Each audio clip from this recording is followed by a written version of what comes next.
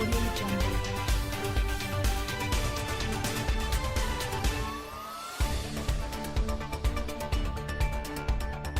Piers Morgan has slammed Meghan Markle's close friend Omid Scobie for trashing the Queen.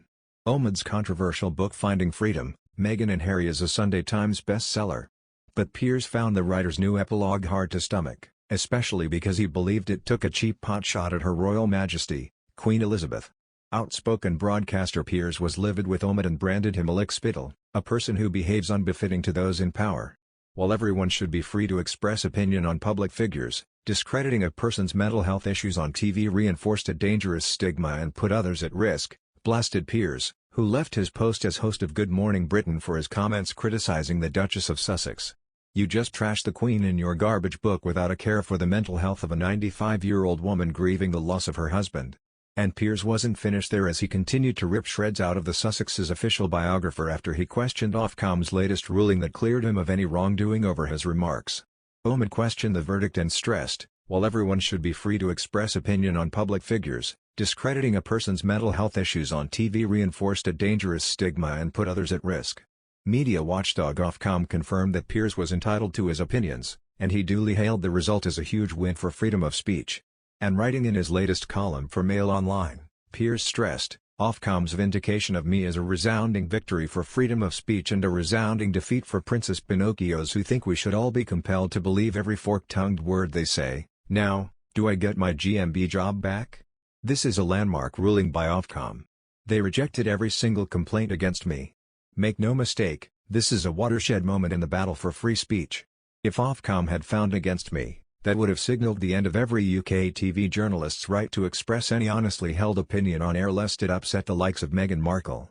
Author Omid revealed that Meghan and Prince Harry are making very little progress in trying to heal their rift with the royals and suggested they could reveal more on the road themselves.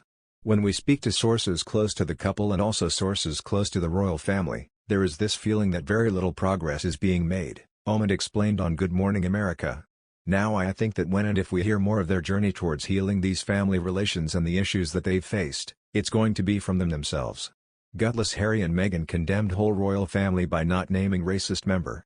The Duke and Duchess of Sussex have condemned the whole royal family by failing to identify the person they claim made a racist remark ahead of the birth of baby Archie, according to one royal commentator. Prince Harry and Meghan Markle's interview with Oprah Winfrey made plenty of headlines when it aired in March. One of the biggest takeaways from their sit-down together came when Meghan said that a member of the royal household had asked how dark her child's skin would be. But although Oprah later said she'd been told the remark hadn't been made by either the Queen or Prince Philip, Australian columnist Daniela Elser says the couple's refusal to name the culprit means the whole family remains under suspicion. "They rightly stood up to racism, but by not doing one thing, Meghan and Harry have left the entire royal family in the firing line," she writes for news.com.au. She said the claim by Meghan was the equivalent of a nuclear bomb landing on the palace forecourt during the changing of the guard. "It was catastrophic, potentially irreparable damage, pure and simple." Elser added, "Of all the other charges that Harry and Meghan laid at the royal family's feet, of institutional cruelty and indifference when she suffered from suicidal thoughts during her pregnancy, of Prince Charles cutting them off financially, of the palace failing to protect her when the British media started circling, their claims of institutional racism were by far the most devastating to the institution. The Queen, after all, is head of an organization that represents literally billions of people of color and the allegations the Sussexes raised went to the moral heart of what the monarchy stands for." The scandal is back in the headlines again following the paperback republication of Finding Freedom, the best-selling unauthorized biography with which the Sussexes have been clear they had no involvement. Elser says it's time the US-based couple finally fleshed out the allegation. Both the Duke and Duchess, during their interview, spoke about respecting the Queen, however the couple declining to point the finger is the opposite of that, she said. Harry and Meghan, by not outing the person who took part in the conversation about their son's skin color, has not protected some unspecified member of the royal family from global infamy but has impugned the entire royal family. That is not fair. Nearly 6 months on since the 2-hour primetime TV special, the entire royal family remains tarred with the same racist brush in many people's minds. Daniela added, in fact, by not identifying which HRH made the nauseating comments, what Harry and Meghan have done is not save the person in question from global infamy but condemn the entire family.